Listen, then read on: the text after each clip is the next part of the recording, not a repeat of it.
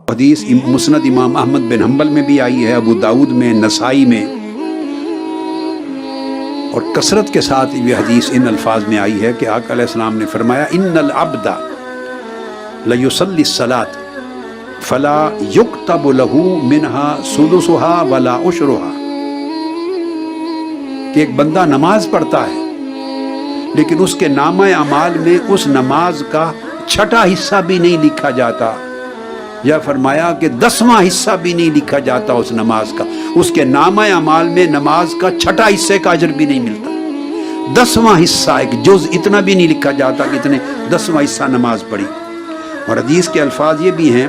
وَمَا كُتِبَ لَهُ إِلَّا عُشْرُ صَلَاتِهِ، اس کی نماز کا 10واں حصہ بھی اس کے نامہ اعمال میں نہیں لکھا جاتا،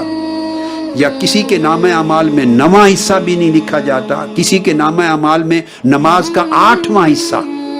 بھی نہیں لکھا جاتا، کسی کے نامہ اعمال میں 7واں حصہ، کسی کے نامہ اعمال میں 6، کسی کے نامہ اعمال میں 5واں، کسی کے 4، کسی کے 3، کسی کے نامہ اعمال میں آدھا حصہ لکھا جاتا ہے، باقی آدھا نہیں لکھا جاتا، کسی کے 2 حصے نہیں لکھے جاتے، کسی کے 8 حصے نہیں لکھے جاتے، 1 حصہ لکھا جاتا، کسی کے 9 حصے نہیں لکھے جاتے، بس 1 حصہ لکھا جاتا، یعنی نماز اس نے پوری پڑھی، مگر نامہ اعمال جب کھلے گا تو اس میں نماز کے چھوٹے چھوٹے جز ہوں گے، پوری نماز کم لوگوں کے نامہ اعمال میں لکھی ہوگی۔ کیوں؟ اس لیے کہ اس نے نماز ادا کی مگر اس کے آداب ادا نہ کیے، بے ادبی کے ساتھ ادا کی، اس میں خشوع نہ رکھا، اس میں خضوع نہ رکھا، اس میں توجہ اللہ کی طرف نہ تھی، اس میں ذکر نہ تھا، ذوق و شوق نہ تھا، دل کی توجہ اللہ کی طرف نہ تھی، سکون نہ تھا، اطمینان نہ تھا، قیام و قعود اور سجود صحیح نہ تھے،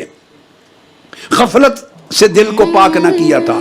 کلمات کو صحیح نہیں پڑھا تھا، تیزی سے توڑ کر کلمات پڑھ لیے تھے، عجلت میں تھا، نماز سے فارغ ہونے کی تیزی تھی، یہ ساری چیزیں مل کر اس نماز کے اجور کو، اجر کو ضائع کرتی چلی جاتی ہیں۔ بندے نے دیکھیے وقت بھی نکالا، پڑھی بھی اور نہ پڑھی جیسی پڑھی،